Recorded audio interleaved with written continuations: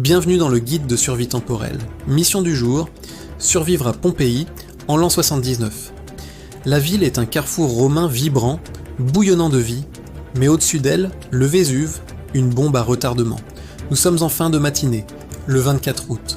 Votre compte à rebours pour la survie vient de commencer. Vers 13h, le premier signe.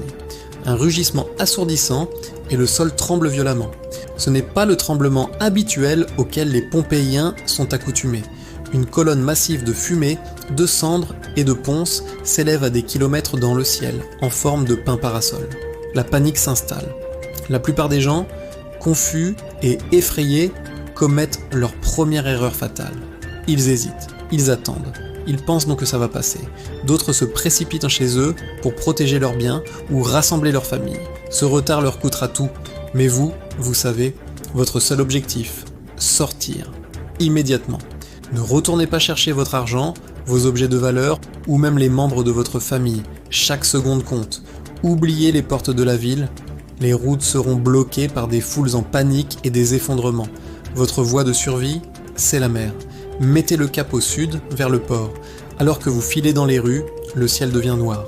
Des pierres poncent, certaines grosses comme le poing, pleuvent. C'est un barrage mortel. Utilisez tout ce que vous trouvez comme casque improvisé.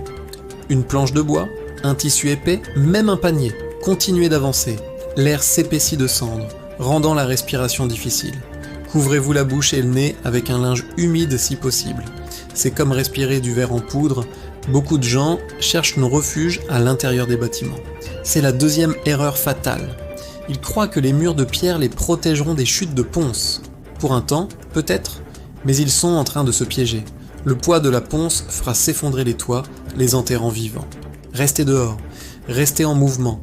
Votre seul refuge est la distance. Vous devez atteindre la baie de Naples. C'est votre voie de sortie. L'historien Pline l'Ancien a tenté une mission de sauvetage par la mer, mais les vagues, agitées par l'éruption, étaient trop violentes.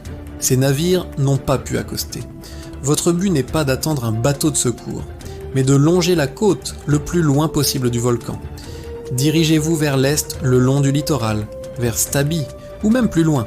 Mettez un maximum de distance entre vous et le Vésuve. À la tombée de la nuit, le pire commence. La colonne éruptive, trop lourde pour se maintenir, s'effondre. Une déferlante pyroclastique, un nuage surchauffé de gaz, de cendres et de roches, dévale les pentes du volcan à plus de 100 km/h. C'est un mur de mort incandescent et inarrêtable. Quiconque est resté à Pompéi ou dans ses environs immédiats est tué sur le coup. La chaleur est si intense qu'elle vaporise les tissus mous et fait bouillir les cerveaux. C'est ce qui a emporté la plupart des victimes. Celles qui s'étaient abritées, celles qui avaient été trop lentes. Mais vous avez continué à bouger, vous avez couru. À présent, vous êtes à des kilomètres le long de la côte. Vous sentez la chaleur torride dans votre dos, vous entendez le rugissement surnaturel, mais vous êtes hors de sa trajectoire directe. Vous avez survécu à l'explosion initiale. Les séquelles dessinent un paysage apocalyptique. Le monde est enseveli sous une épaisse couverture de cendres grises. Le soleil est masqué pour des jours, mais vous êtes en vie.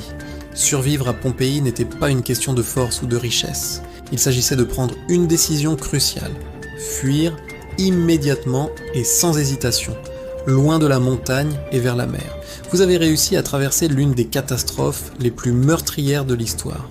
Merci d'avoir suivi notre guide de survie temporelle. Abonnez-vous pour plus de leçons du passé. Restez en sécurité à travers toutes les époques.